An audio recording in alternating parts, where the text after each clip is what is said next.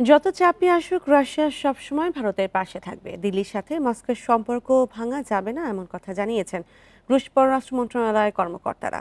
রাশিয়ার কাছ থেকে তেল কেনায় ভারতের ওপর অতিরিক্ত শুল্ক আরোপ করেছে যুক্তরাষ্ট্র। তবে পশ্চিমাদের চাপ আর হুমকি উপেক্ষা করেই রাশিয়ার সাথে সম্পর্ক বজায় রেখেছে ভারত।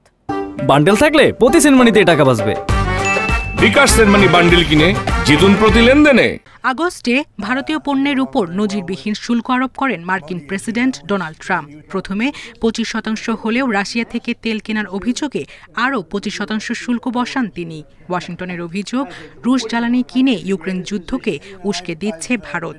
তবে যুক্তরাষ্ট্রের পদক্ষেপ অন্যায্য ও অযৌক্তিক বলেছে দিল্লি।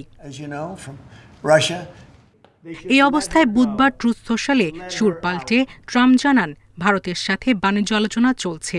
ভারতের প্রধানমন্ত্রী নরেন্দ্র মোদীকে বন্ধু সম্বোধন করে তার সাথে সরাসরি বৈঠকের ইচ্ছাও জানান তিনি। মোদীও আলোচনায় আগ্রহ দেখিয়েছেন। তবে দীর্ঘদিন বন্ধ থাকা ভারত যুক্তরাষ্ট্র বাণিজ্য আলোচনায় গতি এলেও কৃষি ও দুগ্ধ বা দুগ্ধজাত পণ্যের বিষয়ে ছাড় দিতে রাজি নয় মোদী সরকার। এদিকে রুশ পররাষ্ট্র মন্ত্রণালয় বলছে, দীর্ঘদিনের বন্ধু হিসেবে রাশিয়ার সাথে সম্পর্ক বজায় রেখেছে ভারত। মস্কোর দাবি, জাতীয় স্বার্থের ভিত্তিতে গড়ে ওঠা এই সম্পর্ক নষ্ট করার চেষ্টা সফল হবে না।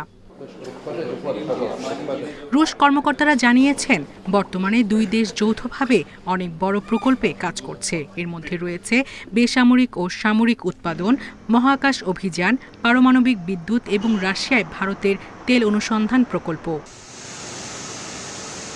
এছাড়া যৌথভাবে নতুন অর্থ প্রদানের ব্যবস্থা, নিজস্ব মুদ্রার ব্যবহার এবং বিকল্প পরিবহন রুট তৈরির উদ্যোগও নিয়েছে দেশ দুটি।